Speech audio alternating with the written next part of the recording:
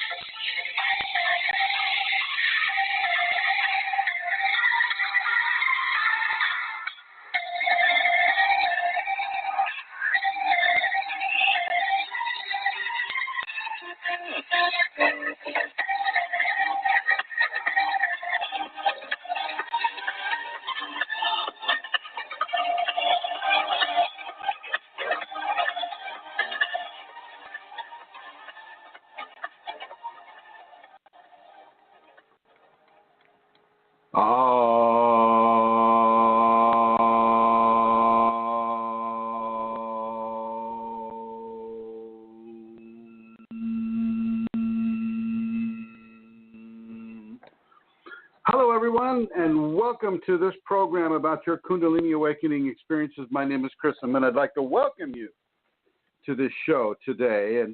And for those of you that follow this program, I don't usually have music at the beginning, and I'm going to go over here to the chat room here, and I want to ask, first of all, is the sound coming through to the chat room here, and were you able to hear the music? Did the music come through as well? So if anybody would care to type, Lorne or Tim or David, anybody there in the chat room, David is saying it sounds good, and the music sounded okay.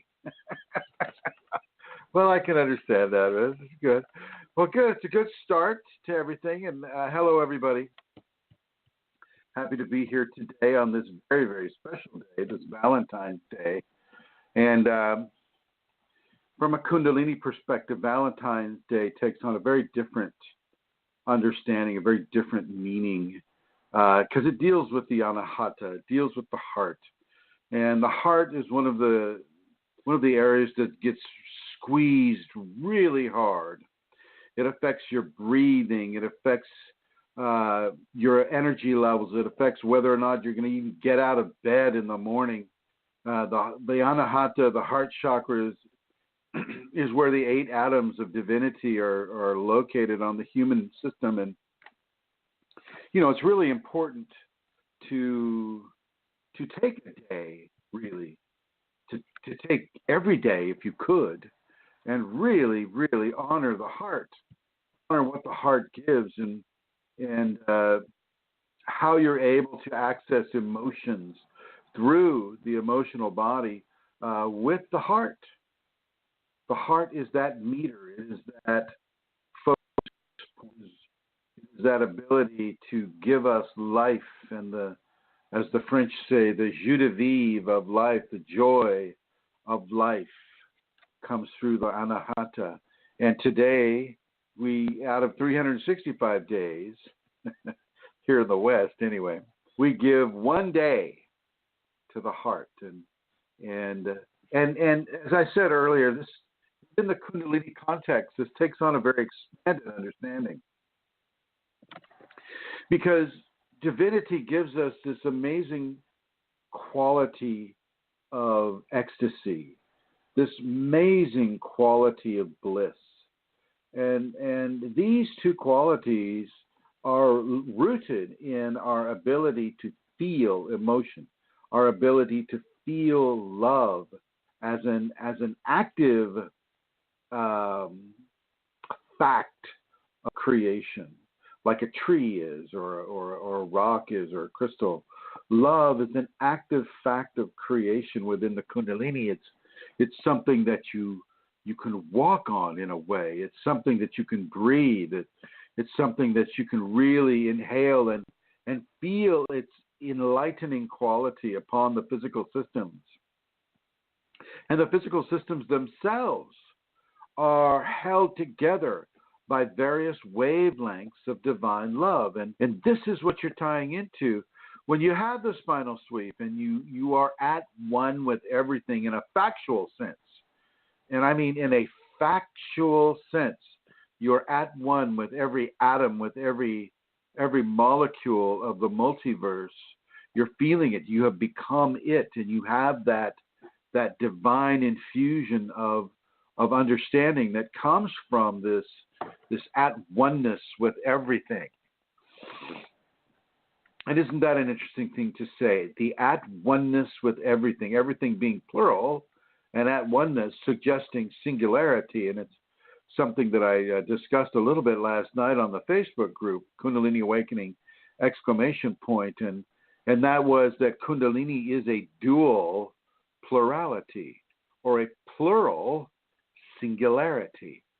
But as Kundalini is that, so is also love, that very same divine expression, where it goes beyond what the human reference points can understand.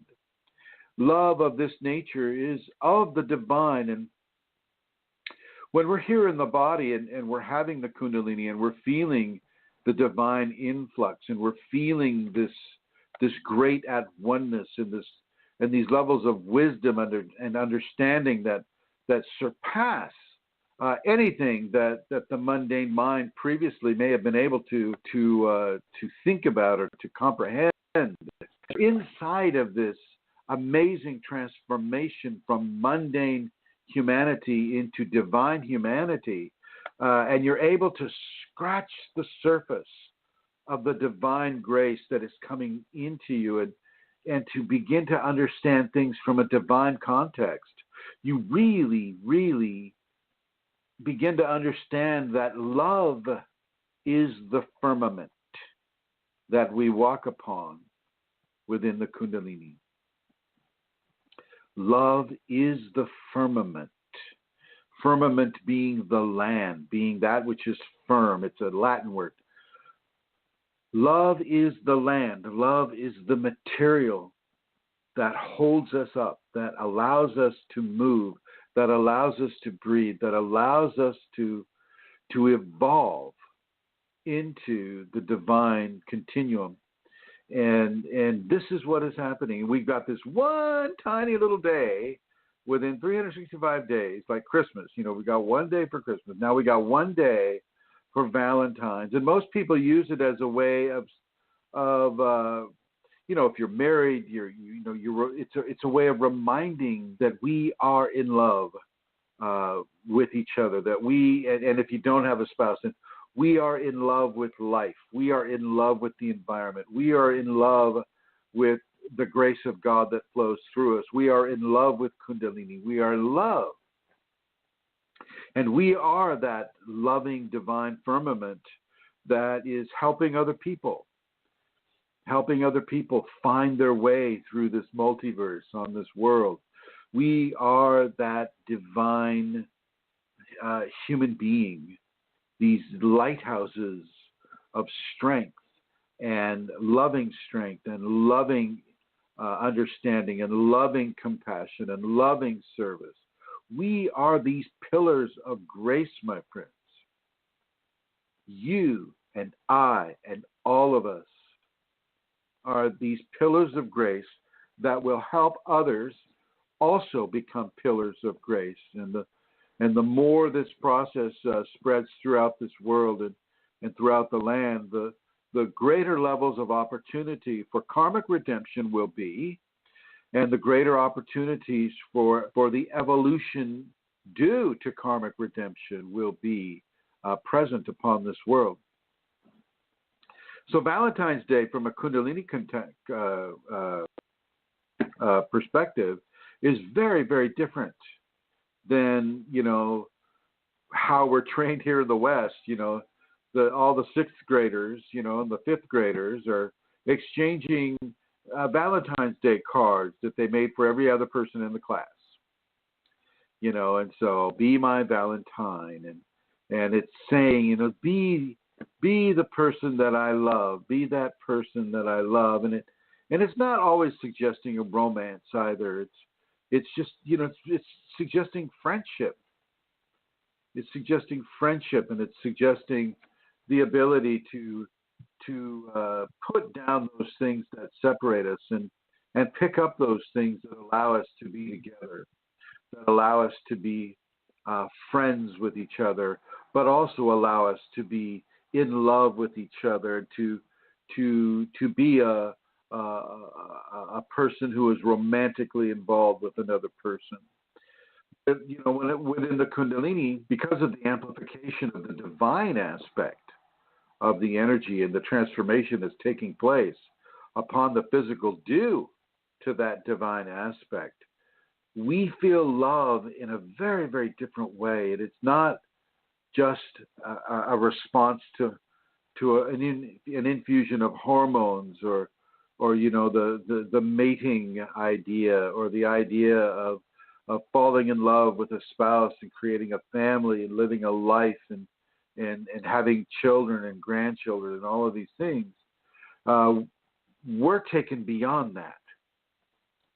We're taken beyond the physical idea and ideation that we have around love, around what it is to be connected, what it is to be, in a way, procreative. We're taken into areas of divine grace that fit into the human, you know, equation, but push the human equation, push that envelope much further than many other people are able to experience at this time in their evolution. You are ready for this. You are that divine pillar of love, and this is proven to you. This is proven to you as the sparrow lands on your hand, as the butterfly lands on you, as the snake wraps itself around you, as the black widow spider bites you on the right arm, and yet you suffer very little. This happened to me just the other night.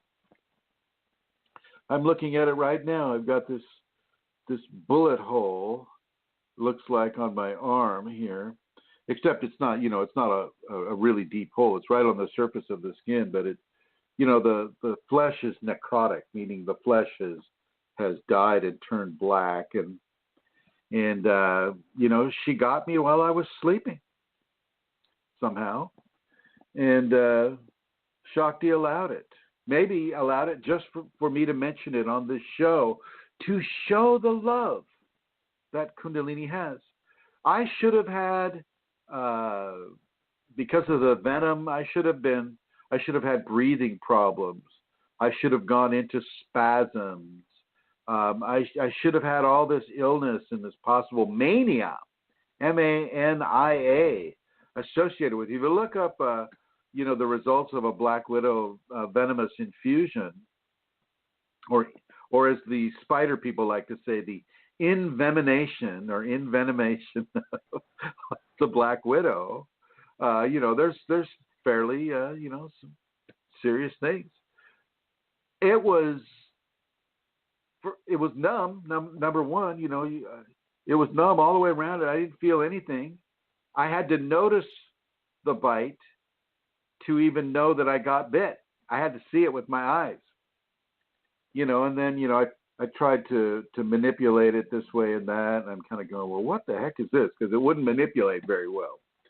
And then I went online and I looked up, you know, spider bite, and then I went into the Google images and I looked up, you know, just spider bites, and then I just kind of cruised down to images to match up mine, and boom, there it was, black widow spider bite, and it is the love of grace that allows us to heal in a way that is more profound than the next person. Of course, I'll be waiting a few days to see how fast this actually heals. But regardless, you know, we feel the love of the Shakti Kundalini as we have the flu, and she'll let us have the flu, but she'll also let us get over the flu much quicker than we would otherwise normally be able to do without the activated or awakened Kundalini. And so I'm confident. It doesn't hurt at all. I mean, I got some soreness around the muscle. So I guess the necrosis, the dying flesh, went pretty deep, and I have soreness about an inch around it, and still some numbness on it.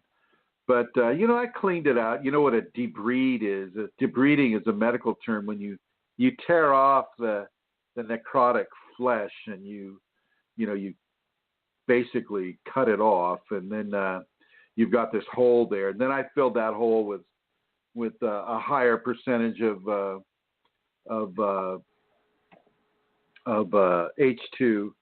H2O2, the hydrogen peroxide, and filled that up a few times with it. And it seems to be okay. But even that injury, that God-given injury where that creature crawled up onto my arm and bit into my arm, and I'm able to talk to you about it today without going into seizure, without going into spasms, without having breathing problems, without having extremely high blood pressure, which is already there due to the Kundalini anyway. That is a form of love.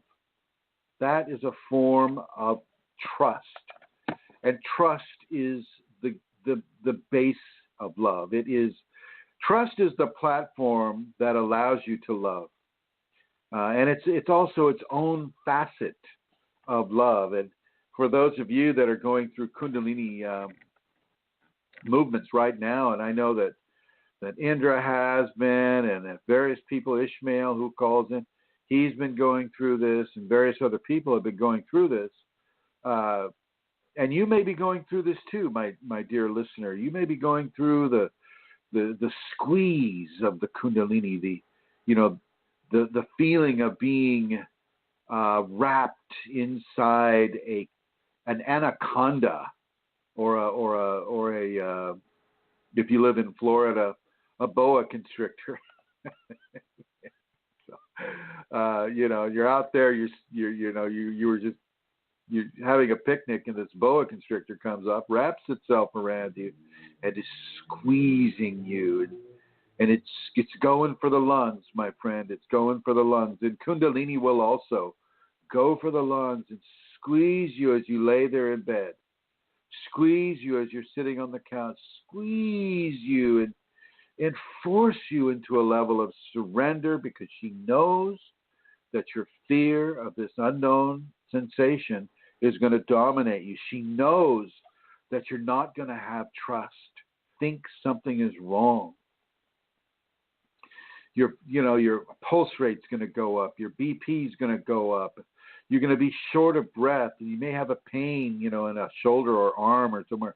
And you're going to want to go. You're going to want to run off to that emergency room. And my gosh, I totally suggest you do that if you feel you need to do that, because it's better to know. Now, they won't know.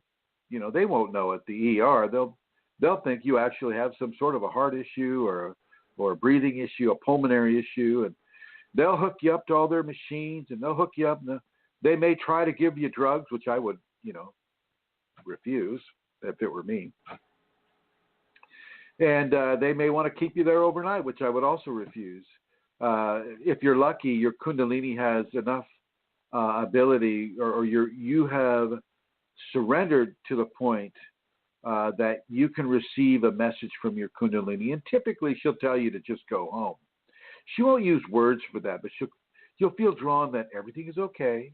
You'll feel this intuition come upon you. Everything is okay. This is the Kundalini. This is me. This is my gift of grace to you, and your body is just needing to acclimate to it. And you go home, my child. Go home. Go to bed. And you'll do that. And you'll go home and you'll go to bed, and you'll feel the constriction, but you won't be as fearful of it. You might still have some anxiety. You might still have some fear, but you won't feel so devastated with fear about it. You've already gone to the ER. They couldn't find a thing. Sacred Mother's giving you the intuition to go home, my child.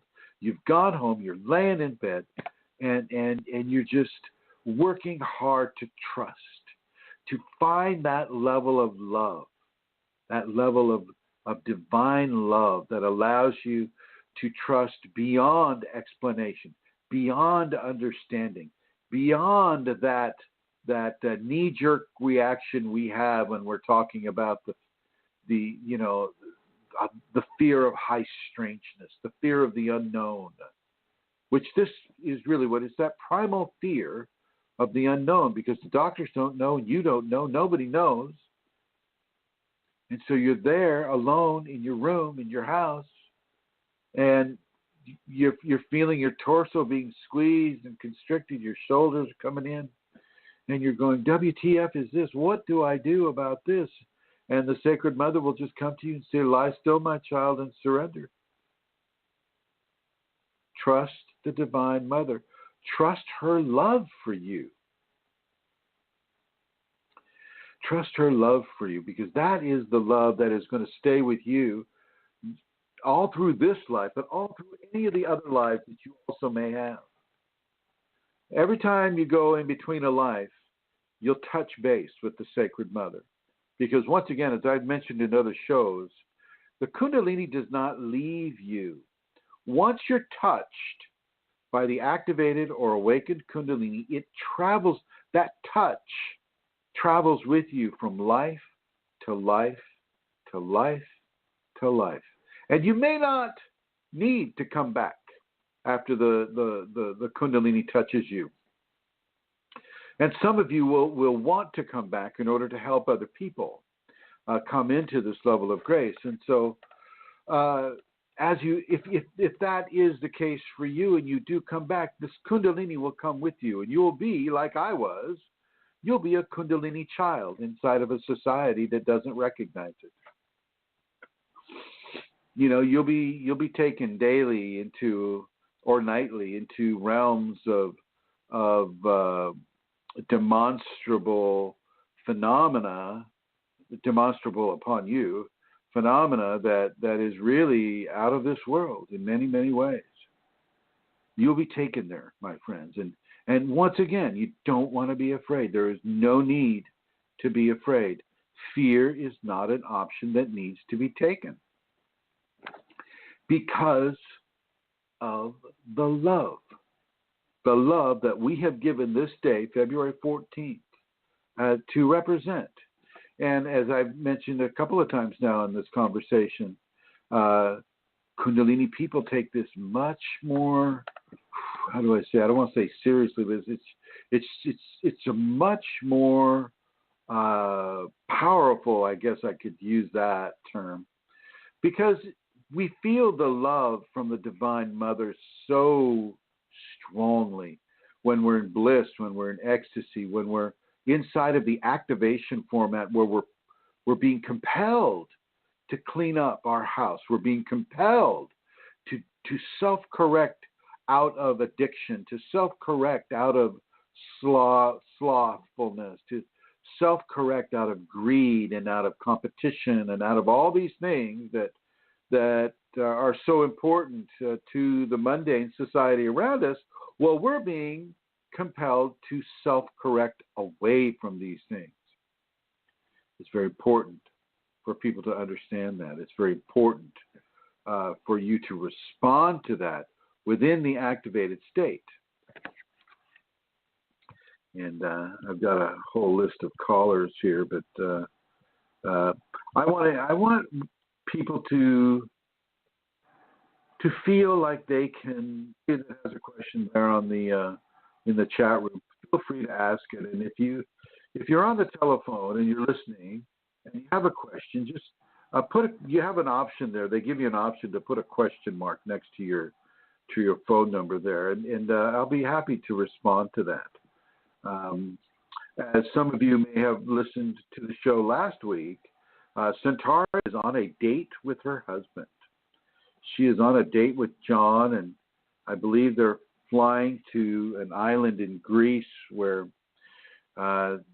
it's off of Greece, and they're going to become at one with certain natives that are on that island, and they're going to become a citizen of that native population and run around the island, have fun with each other and have fun with the other people. At least I hope it's something as exotic as that. but happy Valentine's Day to Centaura and her husband and their family. And happy Valentine's Day to you, my fellow travelers. I'm doing this show solo, and it's nice. It's very uncomplicated. I feel like my energy is beaming into all of you, and I can see that the phone numbers here I have over here on the left side. I don't have your names, but in a way I don't need them. I can see the numbers. The numbers represent a person, and that person is what the Shakti is flowing into right now. All of you, every single one of you. And the same thing on the chat room, where I see the people in the chat room, and it feels like I can just beam right into you. And thank you, Manisha, for saying that. She says, and to you, she said zoo, but it's just a spelling thing. And I want to say, the Germany seminar is going to happen, ladies and gentlemen. The German seminar is going to happen. Did a town called Karlsruhe, and Manisha, you can help me sort of spelling that. It'll be the last weekend in May, the very last weekend in May, and I believe I'm going to go over to my calendar here and come down to May, and that would be the last weekend would be the Friday the 25th, Saturday the 26th, and Sunday the 27th, and Manisha is telling me, 26th and 27th, and that is happening. I was just sent the funding for my plane ticket, so I'll be flying into Frankfurt, and one of the seminar attendees has already agreed to pick me up, and instead of taking the train, we're going to take a car into Karlsruhe, and we'll be there about a week. So I don't know. Manisha probably doesn't know that. I'm looking at being in Germany for about a week, Manisha, about 7 or 8 days, and if that's inconvenient, let me know, and I can arrange to be gone longer or to be gone shorter. But the German seminar is occurring. So, ladies and gentlemen, in Europe, ladies and gentlemen, in Asia, ladies and gentlemen, in Africa, ladies and gentlemen, in the East Coast of the United States, ladies and gentlemen, in the state of Minnesota, or any of the states, I personally want to invite you to this gathering of Kundalini activated and awakened individuals, to this gathering of Kundalini, and to participate in this seminar. There's a lot of things that we do together inside of these seminars, and Shaktipat is one of them. And so if this is something that you have been, this has been on your bucket list, or this has been something that you've been wanting to do for some time, then I really want you to and I really want you to take this opportunity then. It doesn't come by very often. I've really backed off on the amount of seminars that I've been doing. And Denver is still a good possibility. I know that Rosemary and Mohan are working very diligently to find a venue in Denver. And I also believe that some other folks mentioned Florida and other areas too. And so let's keep our fingers crossed for that. Excuse me. But Germany is happening. It is happening. I want to encourage all of the people in Europe, every single country, every single individual in the continent of Europe, and anybody that is descendant of any people from the continent of Europe, to all converge on Manisha's house in the beautiful city of Karlsruhe in Germany. And so there you have it. And if you need to contact Manisha, Manisha can be contacted on Facebook at Manisha, Maneesha, Manish, and that's a capital Manish. And she will be glad to direct you to what you need to do and how you need to do that. So I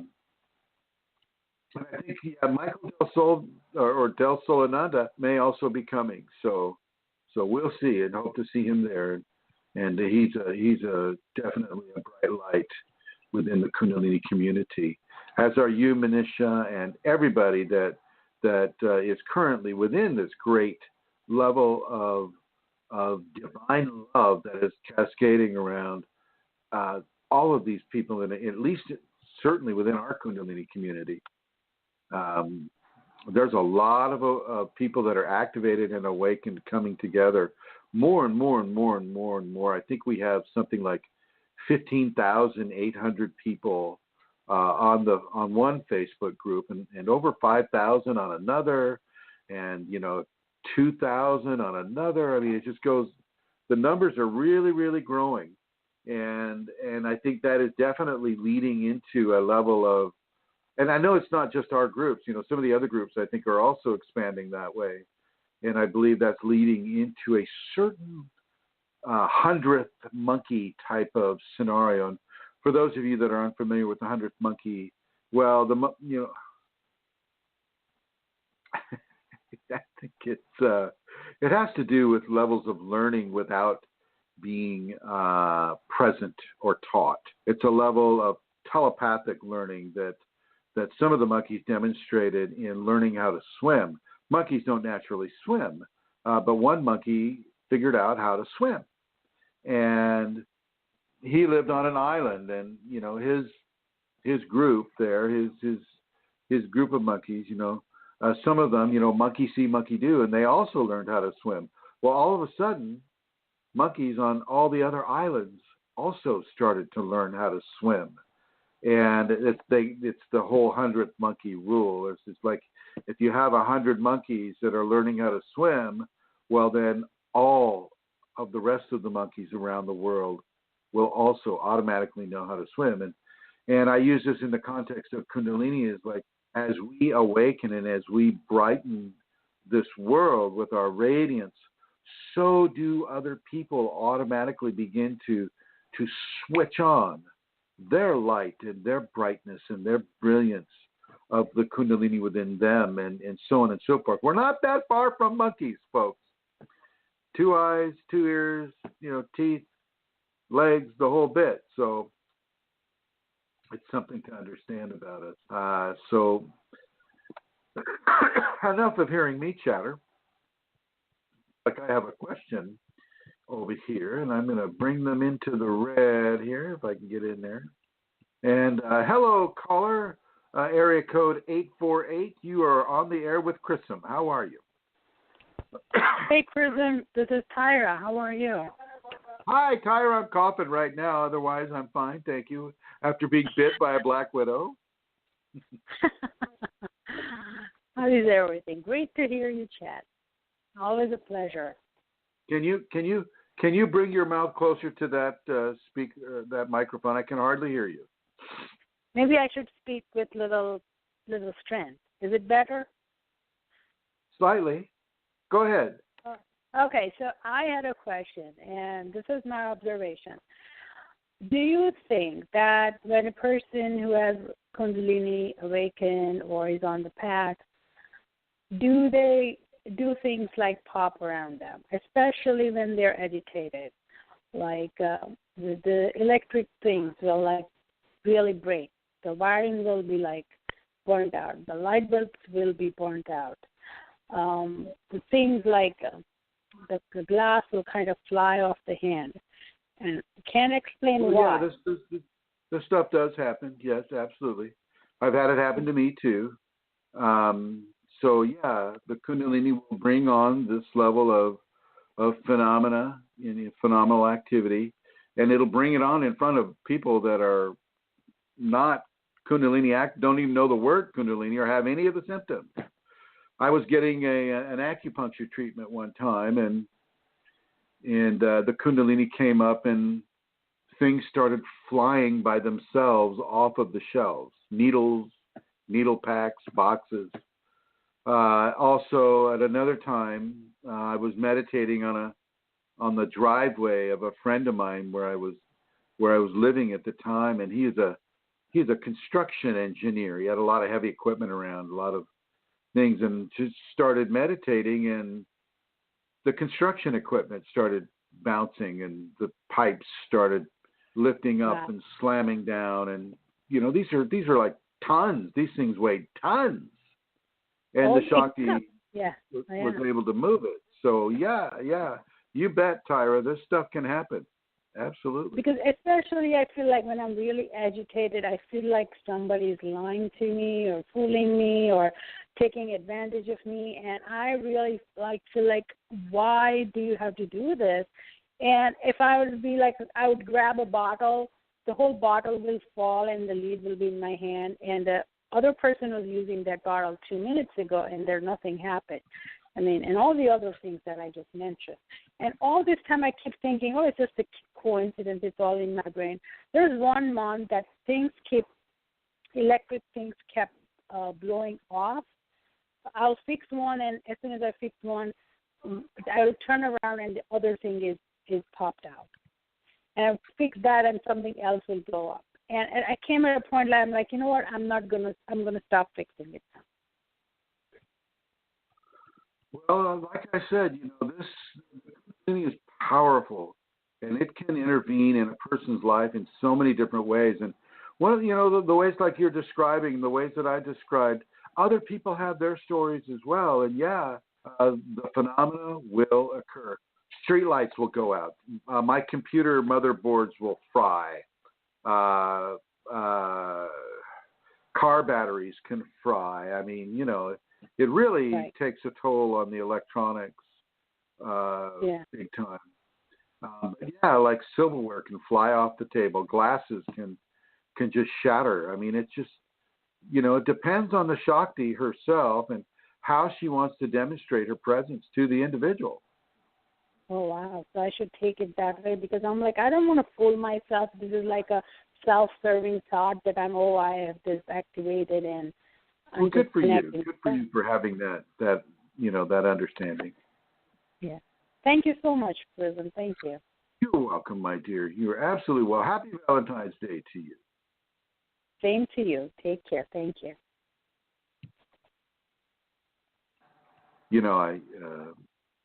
Francine, the owner of the house here, she, as some of you may know, we lost our beautiful, dear, sweet Siberian Husky, Tika, on January 8th.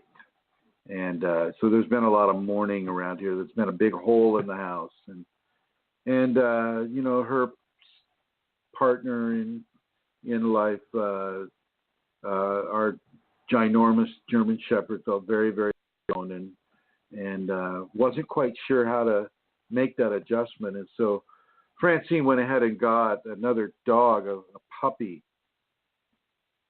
a Siberian Husky puppy. It's a really, really cute dog. And because the puppy's 3 months old, she got a hold of my headphones and my really nice headphones, which are literally in pieces, tiny little pieces from a tiny little sharp teeth puppy, ripped to shreds my headphones. And so these are the headphones that I would choose to hear people really clearly with doing the show. And boy, what a harsh lesson for me.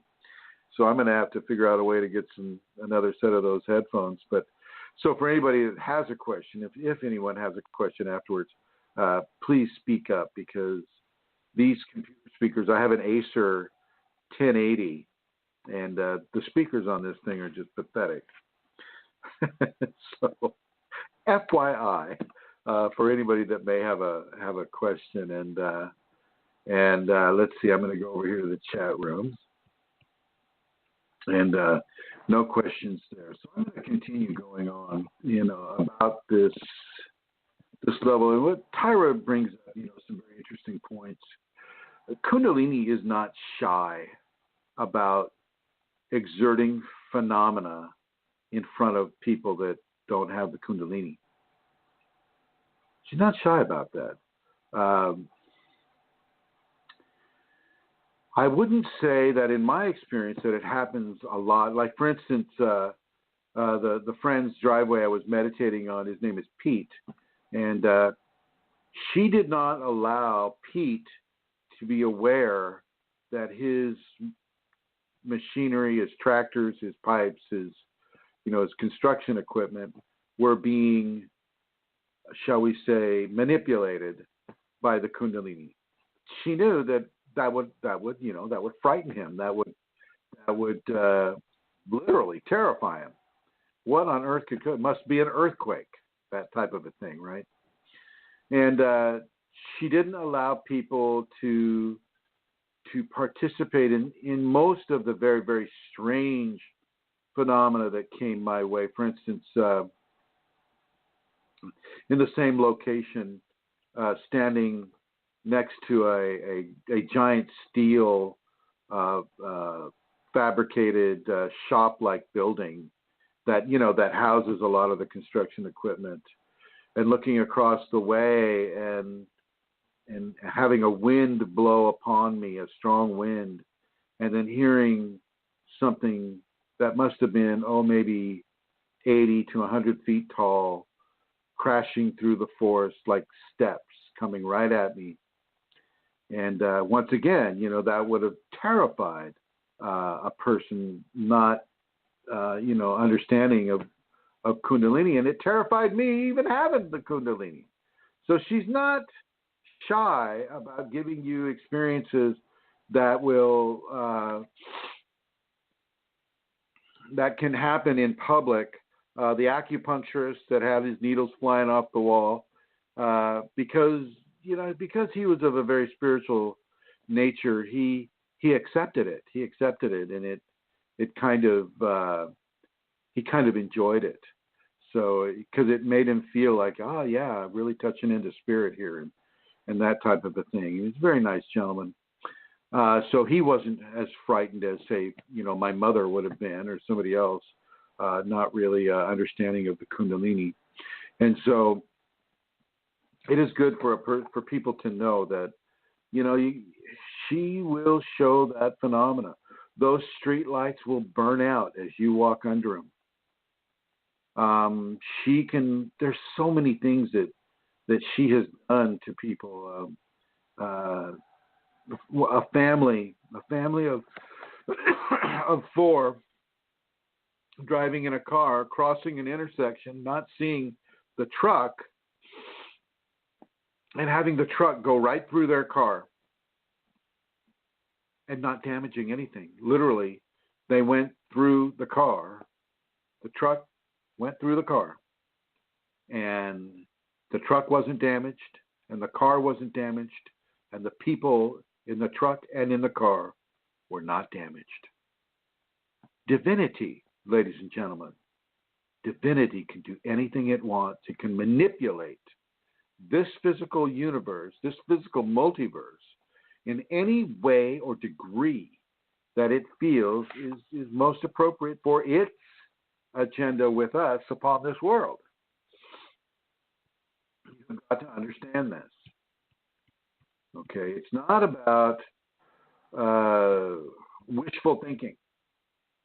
And it's not about being so steeped in scientific understandings that you cannot, that you're held, trapped in the cement of a scientific understanding that you cannot understand that her agenda to you is the dominant agenda, not your agenda, what you think your agenda is. If she wants you to fall in love today, then she's going to have you fall in love. If she wants to break that love to pieces 3 weeks later, then she will break that love to pieces 3 weeks later and leave you to discern what the lesson is. She will leave you to discern what the lesson is. She's not always going to explain it to you in a way that you understand. Sometimes you have to discern it. You have to feel it. You have to trust that she has given you an experience that you needed to have. Heartbreak is always the hardest thing, and it's not just the hardest thing, but it is a hard scenario. And I've had it, and I'm sure other people have had it, and it really changes your level of focus about where the most dominant force of life occurs from, and that is from the heart chakra. It's not the base, it's not the crown, it's the heart. And the heart is also a crown chakra in a way. I mean, it has the neurites. It has the very similar neurites that the brain has. I mean, so the heart has its own brain. So you have a dual brain system, and everybody does. It's not just Kundalini people, but everybody has a tricameral brain. So the bicameral brain means it's got two halves, right? And I'm saying we've got a tricameral brain. If we add it all up together, we've got the two halves up top, and we have the other brain, which, I don't know if it's bicameral down there or not. I don't think it is. We've got that aspect of the brain. We'll call it the divine brain, and the crown chakra being the divine connection of the divine brain to the interior and exterior divine appreciation. It's funny. I was talking this has to do with divine love as well. I was talking with somebody who had traveled with us down to Peru to do the ayahuasca. And during the ayahuasca experience for me, I was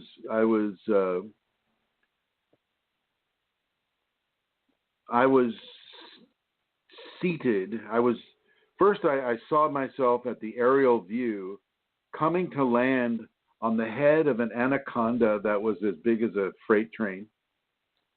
And I sat on her head, and then she engaged and enveloped me.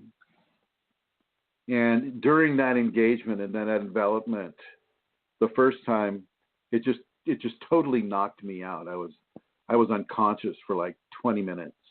And this experience usually lasts 5 or 6 hours. So 20 minutes wasn't too big of a portion of a time during that experience.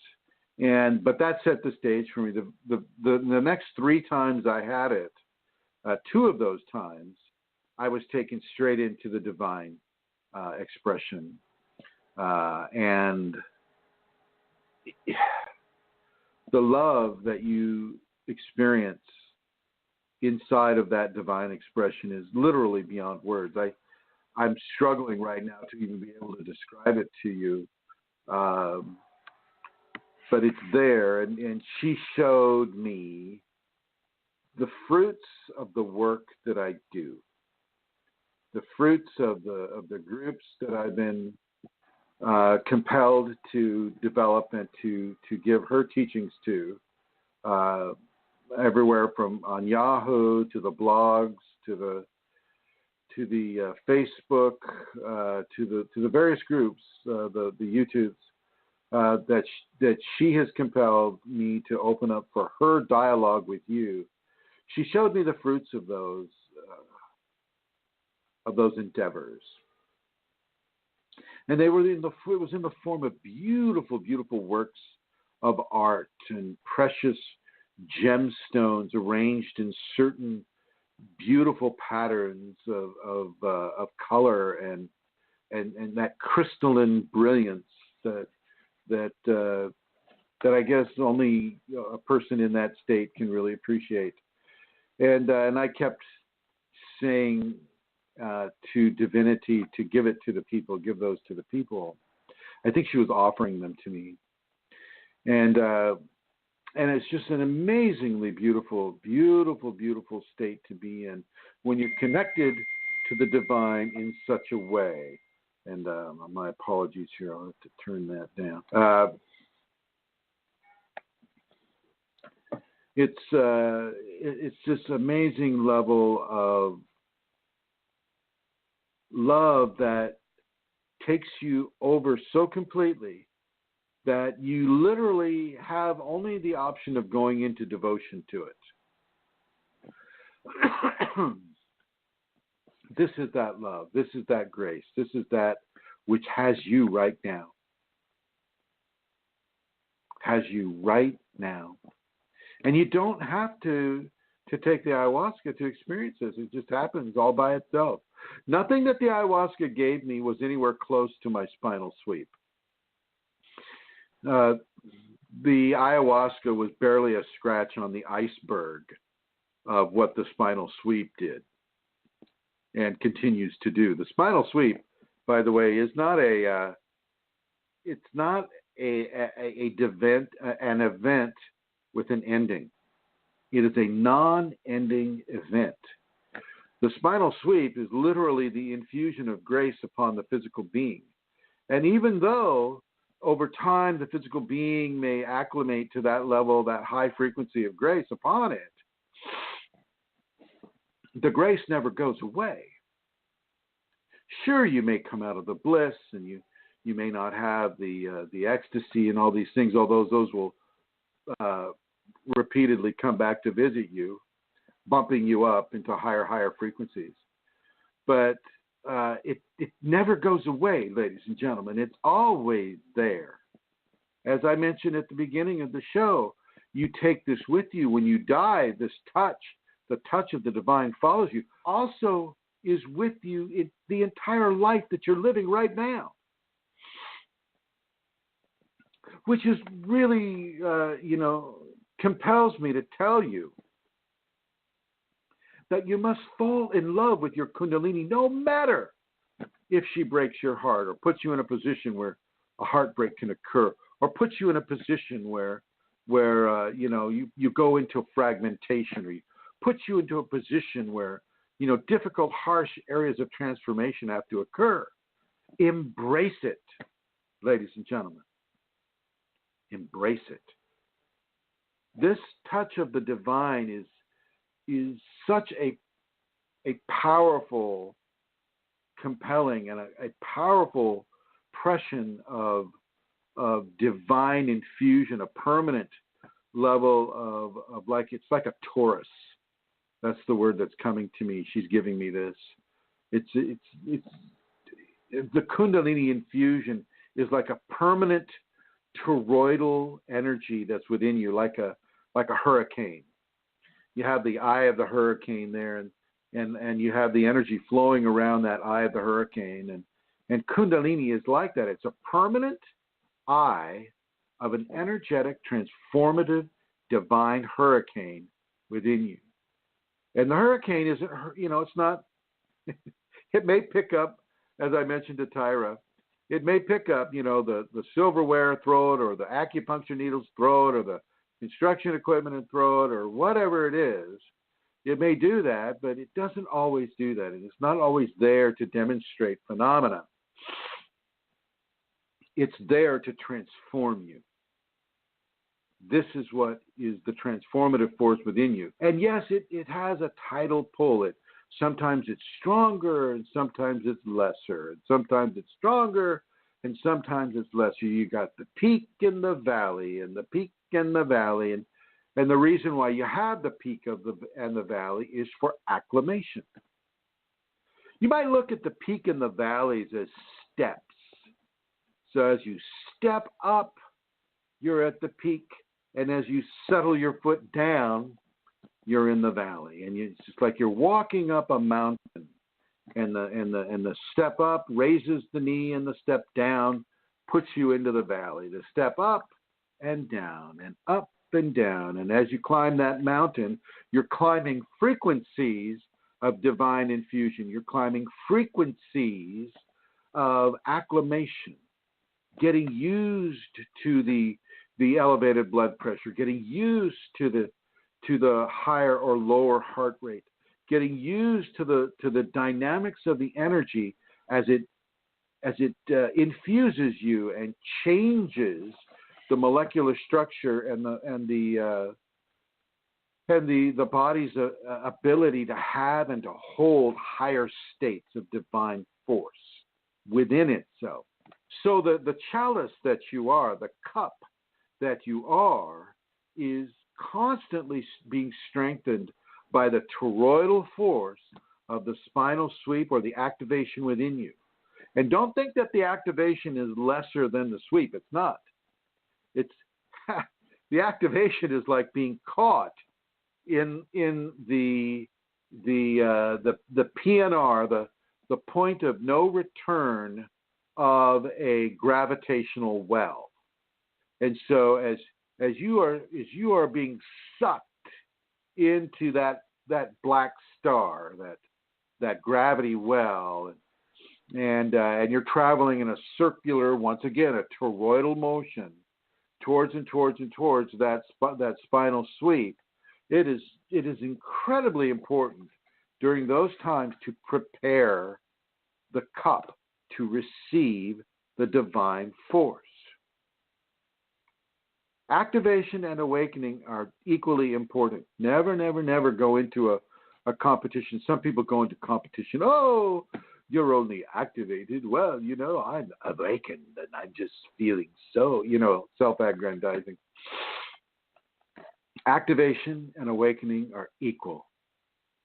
They're two parts of a process that must occur. And it's that love, that the continuous toroidal force of that love within your heart chakra and spreading to the crown and spreading down to the base and everywhere in between and to every cell in the body that is a potential use. So you've heard me say it a few times that, the average human being has approximately 27 trillion cells in the body that make up the body. Anywhere from 20 to 27, depending on your size, I guess. And each of those cells have the genetic ability to become an individual such as you are. Each cell. So that's 27 trillion yous that are stuck together through the love of the divine creation that you are, that can also have activated the Kundalini, that also have the 7 chakras along the cellular spinal cord within the genetic programming. I mean, so you're literally a conglomeration of awakened Kundalini consciousness. In one body, there are more people than on this entire world. And if you're an awakened person, every single one of those cells is also an awakened person. So you literally are a community of 27 trillion awakened individual yous. Y-O-U-S. Use guys. Think about that. And so I'm looking at going over here to the chat room, and Manisha says, I met an empath 2 weeks ago. He read me, and I felt seen and absolutely not seen at the same time. He told me quite some things where I really got in touch with pain, and I cried my heart out. Then I asked if he could see, and I don't know what the if is, but she continues, he could see no light in me, and he could not. So I got up and left into the dark, hitchhiked, Jesus, only in Europe, I guess, hitchhiked very easily and immediately felt better as soon as I left his presence, yeah. And then she continues, it was quite some experience. I somehow felt purified after this meeting and somehow much stronger than before, as if it had been a test to stay focused and connect with my strength. And empaths, people so want to be an empath. I don't know why. It's like an energetic vampire. So I guess he was he was an empath, and he was only allowed to understand some things, but he was not Kundalini awakened, and And I don't know why you go to these things, Manisha. These are just great opportunities to get infested with an entity, but I don't think that happened with you. But I think that maybe the energy that he took helped him, and the release of that energy helped you. And that crying is what really helped you. And then the hitchhiking, well, you know what? I mean, I guess it's nice to be a good-looking woman. That's all I can say as far as that goes. If I were out there hitchhiking, I think they'd try to hit me with their car rather than pick me up. Let's see. And she said, just want you to know. And Bo says, you have to assimilate the new information. Absolutely, Bo. Right on target. And the assimilation is that action of acclimation. You have to acclimate that new information. The body needs to acclimate it. It's very much like the Kriya phenomena. As you have the Kriyas and you're going into these spontaneous body positionings, as you surrender to it and allow it to occur, your acclimation goes so much smoother and so much better for you. And then she'll put you into even greater levels of Kriya sometimes. So nice to have you here, Bo, and listening. Thank you. And Lauren White, Mr. Lauren White, good to see you here, sir. The description of the toroidal energy is exactly how I feel it. It keeps expanding in strength. That is so true, Lauren. I mean, it's never going to stop. It just keeps expanding. I mean, you're literally a class 1000 hurricane of energy, of divine energy, walking around in a human body. And I just want to tip my hat to you, Lauren, because I know you've got it. I know you've got it, and therefore all the people up there in Canada also have the radiance that you emit through that toroidal energy over them and upon them, and I forget the city in the far north that you live in. I think it starts with an E. But yeah, it's you have it. It's an amazing energy. And yes, Bo, please go ahead and ask that question. The toroidal force is just, and it grows. Just like Lauren said, it grows and it increases and increases and increases. And once again, we bring this all back to the level of love that divine grace has given us by giving us this life that we're living, giving us these bodies that we're living within. It's so important to give credit where credit is due, and the credit is due to the divine, the love that you have for this life, for your children, for the animals that are your fellow mortals, the friends that also are in their evolution, their own evolution. Everything that you've been given in this life, even the hard things, is there as a gift for your evolution. When we lost Tika, it was a gift that her presence created for us and that her departure created for us. It was a way to really look at love and to expand our love beyond the mere attachment of a physical body, of a soul encased in a body. You really, really, when you lose a dear friend in such a way, or a child, my heart goes out to those people in Miami right now where a shooter has killed some high school children, and I want to send a beam of love to those families and to the parents that lost children, and to the friends of the kids that were killed. Let us take a moment, just right now, let us take a moment and beam our love to them. And now let's take another moment, and I will ask you to give your love to any hot spot in the world that is near your heart, that is something that you read in the news or you see on television or something somewhere near, and dear to you. And let's just take a moment for you to give that love to that region or those people.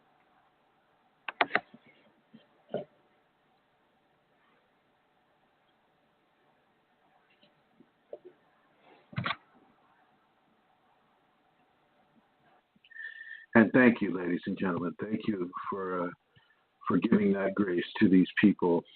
And Bo writes, he says, I have had vortex movement throughout the body since activation, but my toes are going bonkers too.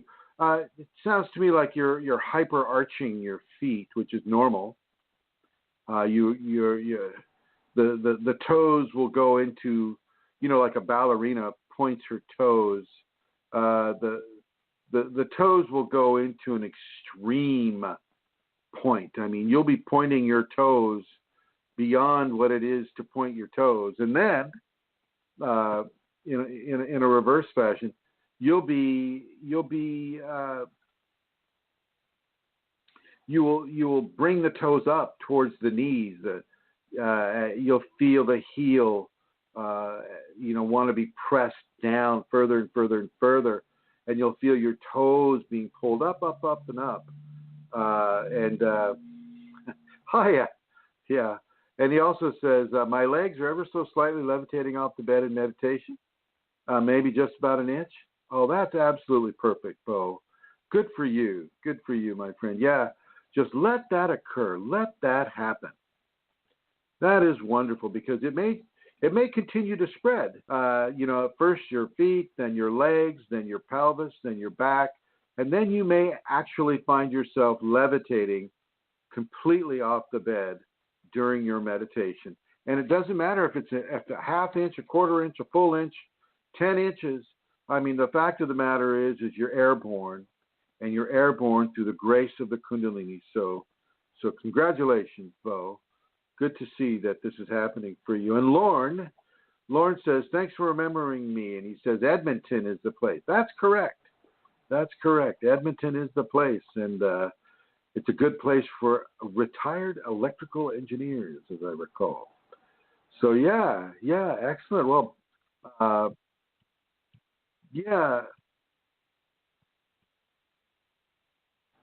just feeling this love right here coming through. Feels really, really, really, really good. Now, Amelia, bless her heart, has left me with some questions to ask. So here we go. She did it on K-Fire for All. That's my snail mail. Well, not the snail mail, but the non-instant messenger mail. I don't know why she put it there. Let's see here. Hopefully y'all can still hear me. Let's see. Here we go. Okay, not there. Yeah, traveling all over the keyboard here. Bo says, and Lauren says, my toes and feet still light up 5 years after my activation. Well, Lauren, I'm going to suggest you're probably coming into that awakening aspect. If you were to still do the 5 Tibetans or follow the safety protocols, pretty sure spinal sweep would be coming your way. And Bo says, a babe in the Kundalini woods. Cheers. And just think of Cupid. Cupid's a babe flying around with little angel's wings, shooting arrows at people. So a babe can have some power too, the power of love. And so okay. All right. Now, if anybody has any more questions, feel free to put that question mark up. I'm going to go over here to Rosemary. I think this is Rosemary. Yes. Let's see. Hi, Rosemary. How are you? I'm fine, Chrism. How are you? I know how you are. Very loving. Well, did I tell you I got bit by a black widow? No, you didn't, but I was listening. Wow. One of the 2 most dangerous spiders in California. I'm amazed. First, I was kind of mad. I was mad at Shakti. You know how you get when you know, Shakti does something that you don't like. She breaks your heart, or she, you know, somebody's allowed to break into your car, or, well, she allowed herself to bite me on the right arm, on the right forearm. My sacred masculine got bit. I guess I should just be happy it was the that part of the sacred masculine instead of any other part, shall we say? Yeah. Yes. Yes. I guess I should, because I don't sleep with clothing on, so I guess it could have just as easily been somewhere else. Oh, Lord, never thought of it like that. Ouch. How is Denver developing? And let me see if this is Mohan down here, too. Hello, caller, 704. Is this Mohan? I don't know. I'm 704. Oh, Are you hi, hearing 704. Do I detect an accent? Well, it's just a combination of living north and south. So, yeah, I'm in North Carolina, and I've just recently joined in listening to you. So, I was. Oh. Yeah. But What do you, how do you feel about it so far? Oh, well, I'm enjoying it very much, but I'm neglecting other duties in listening, but I am making it to work. So, but I could ask you a question. Can you damage your body so much with caffeine and, you know, just really pushing for a time period that you would damage it enough that it stops the Kundalini from effectively working? No, you see, that's the problem. What's your name, ma'am? Kathy. Kathy. Kathy. That's the problem, Kathy, is that you won't damage the Kundalini, but the mixture of the caffeine and the Kundalini can damage the body. Right. And so this is why, you know, there's a very strong push to give up any kind of a stimulant that releases adrenaline into the system. And that includes some of the hot spices like cayenne pepper, things of that type of nature. That also releases a bit of adrenaline into the bloodstream. And what will happen is you can go into severe levels of paranoia. You can go into severe levels of adrenal burnout. You know, like I mean severe. I mean you can't get out of bed. Right. Another guy I was teaching for a number of years. You know, I kept telling him, I said, John, are you on the caffeine? You know, and he couldn't get to sleep, and he said, I haven't been able to sleep for a year. And I said, geez, Louise, what do you got? You know, how are you able to stay sane? And so I would give him different exercises to do, you know, pranayama, things of that nature. And once again, I asked him, I said, John, are you taking any caffeine at all? He says, no, I'm not. Well, okay, I do a little espresso on Sundays with my wife. And I'm going, there you go. There you have it. And once he stopped the espresso and waited about 36 hours for that to bleed out of his system, he was able to sleep. Right. It's very important, Kathy, to be able to sleep with the Kundalini, because in the dream state is where you get a lot of information. A lot of information comes through the dream state. So yeah, I would counsel you. Give you a suggestion, a strong suggestion to leave the caffeine behind. And I'm trying to think. Right. Let's see. You can use, if you need a little boost in the morning, there's a type of ginseng that is for females. It's for women, and it's called Dong Quai, DONG space QUAI. UAI, I think. Yeah, and take that in the morning. Take that.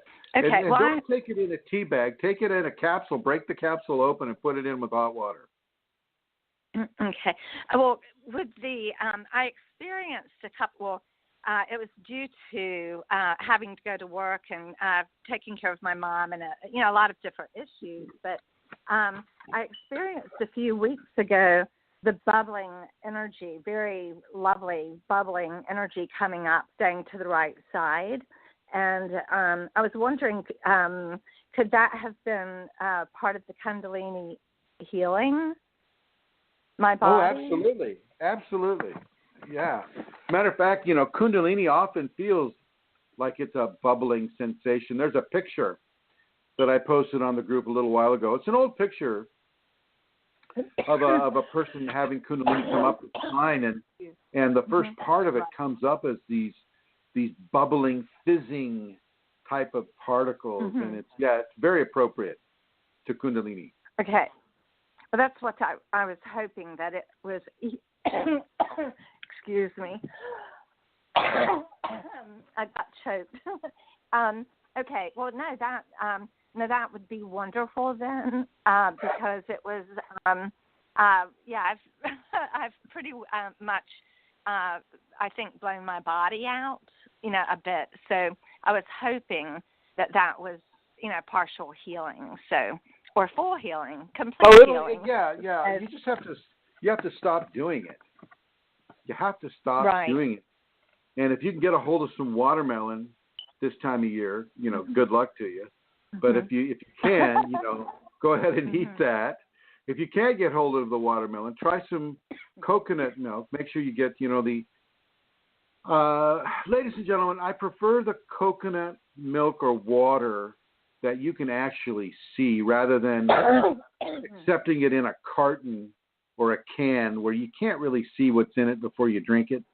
Because some of the countries that process these coconuts, stuff gets into them and grows into a weird thing. And I just as soon have you go to the store and get a brown coconut with water in it, drill your holes in it with a screwdriver, and dump it out and have it that way if you can, rather than go sight unseen with some of these cartons, because boy, they tend to get away with some pretty odd things. But coconut water will also give you the electrolytes that you need. And Kathy, you really need to look at keeping yourself hydrated, keeping your electrolytic activity strong and healthy. Meaning, calcium and magnesium and maybe some manganese in there in the water that you drink. You can get these high pH waters now, and I suggest you keep a big bottle of that near you when you're going to work or driving in your car, and just take sips off it throughout the day. And really, Kathy, go to www.kundalinisafeties.com and really begin to practice those safeties. And that alone will give you a strong level of healing that your body may require now with regards to the shall we say, the overindulgence of caffeine. Right. Oh, it was way beyond what I should have been taking. But I'm sorry, my cough won't stop. Well, okay. you weren't expecting to talk either, so I understand. Right, but no, I appreciate your answer, and I'm hoping that I'm having expectation that I'm not going to have my thyroid removed. So you're having expectation that you're not going to have your family with you? Right, or killed. The endocrinologist is wanting to do that because to do what? What does he want you to destroy my thyroid? Because I'm hyperthyroid. Well, why does he want to do that? Well, that's what my acupuncturist said. So that's why I am going to acupuncture and resting a lot more, cutting way down on the caffeine now. Cut it out completely. Cut out all alcohol. Cut out all No caffeine. alcohol. Cut it out Right. completely, Kathy, and keep your thyroid. Tell that Right. MD to keep his hands off your thyroid. Right. Okay. Well, I'm going to trust the Kundalini to take care of it too. So There you go. Okay. That's right. Well, thank you very much, and I do enjoy listening. It's only been a week and a half now since I've been in touch with you. The bubbling of the energy was so strong. That's why I was checked to see if that was a Kundalini symptom, and that's how I got a hold of your programs, and Well, here's have the been deal. listening intensely.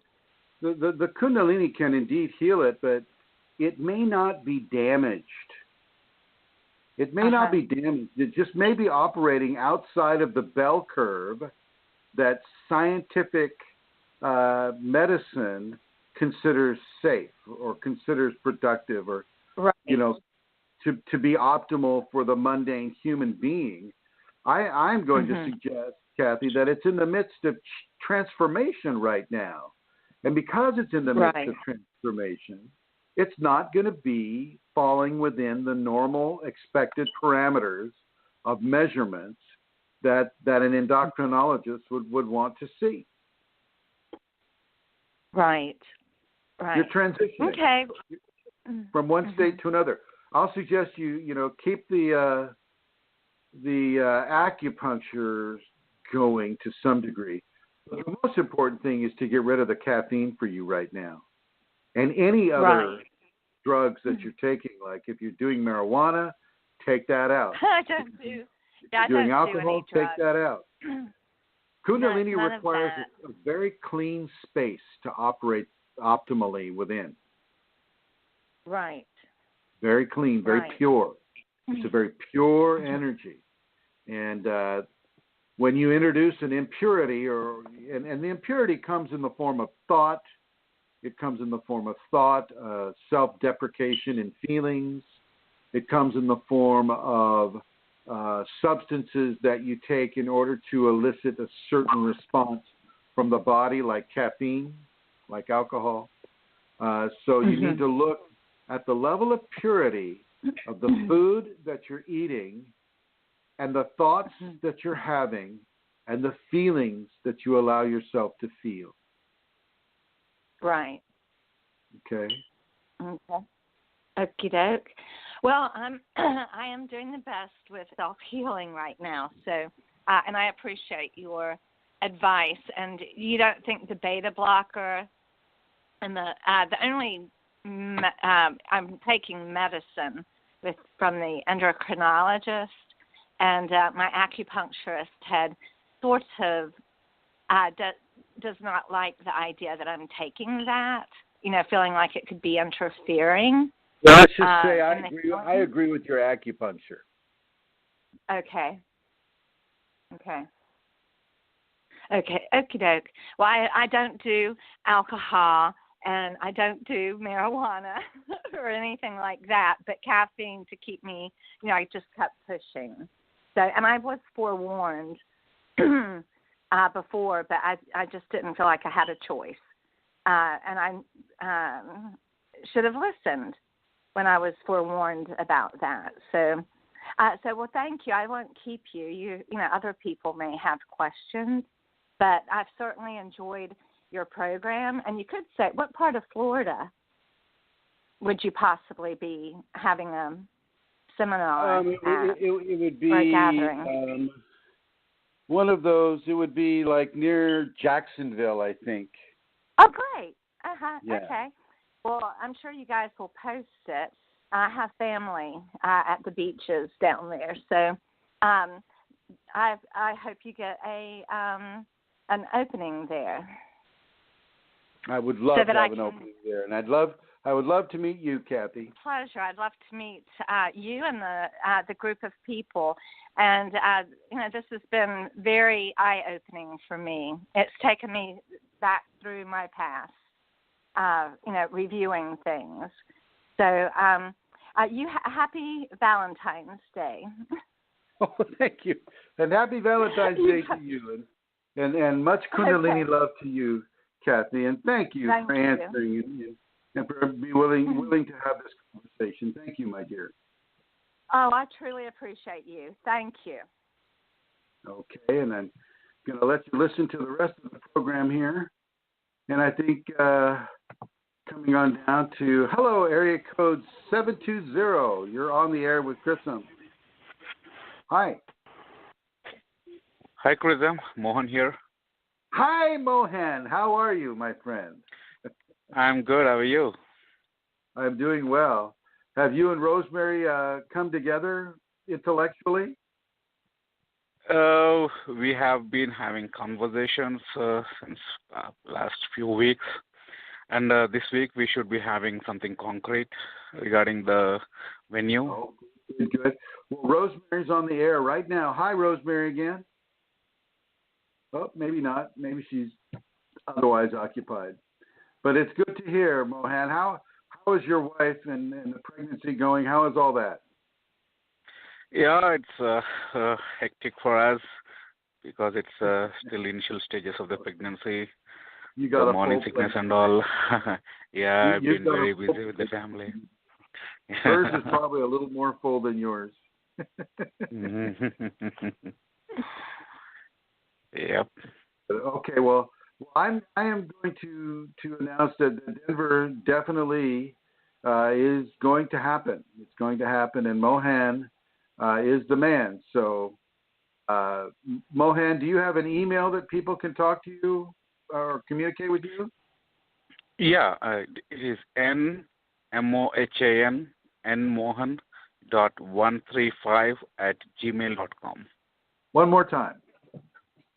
N as in Nancy, mohan.135@gmail.com is my email ID. Okay, thank you, sir. Thank you very much. All right, and I'm just gonna go. I'm gonna travel a little bit here. And I got to go to a different area. Okay, so just a second, ladies and gentlemen. You can hear all the doors slamming. I hope I don't get kicked off the line here. Okay.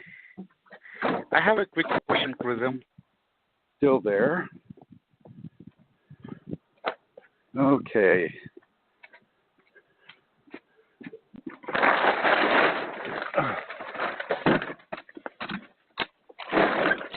Okay.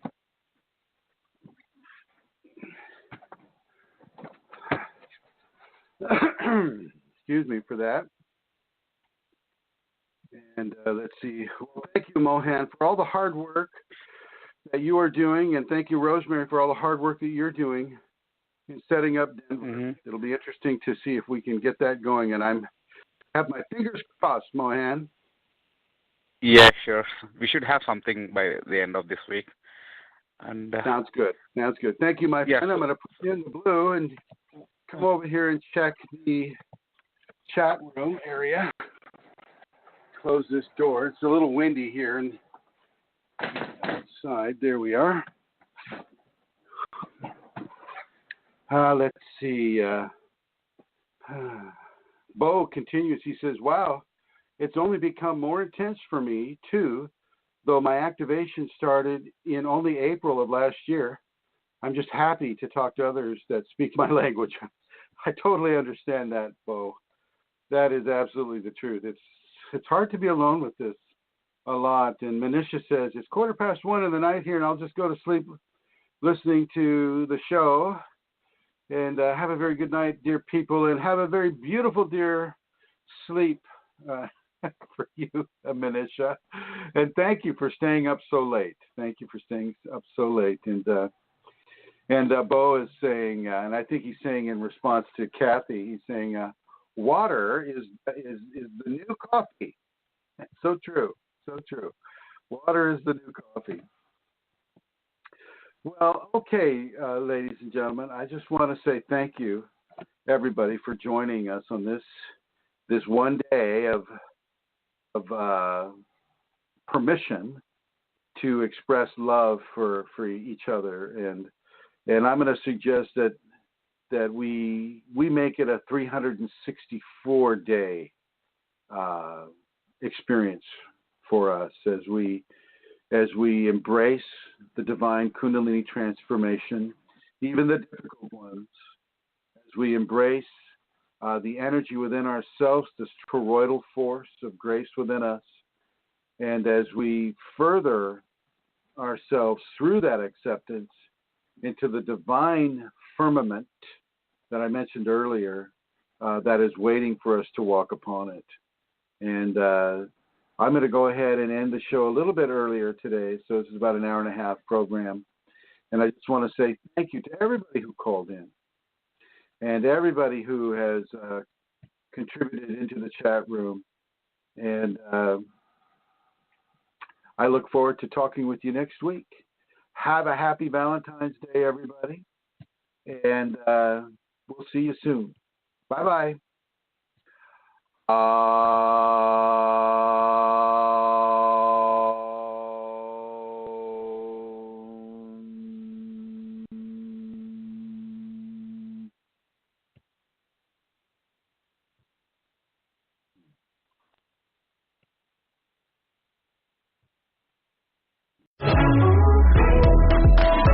Beobachten wir heute mal die Geschicklichkeit von Holger dem Schreiner. Während seine rechte Hand ein Brett sägt, schreibt die linke eine Rechnung. Gleichzeitig öffnet sein Fuß die seitliche Schiebetür seines Citroën Jumpy. Ein guter Transporter ist wie ein guter Handwerker, ein echter Allrounder. Der Citroën Jumpy schon ab 175 € im Monat. Optional mit Hands-Free Schiebetüren. Jetzt bei den Citroën Business Days. Citroën.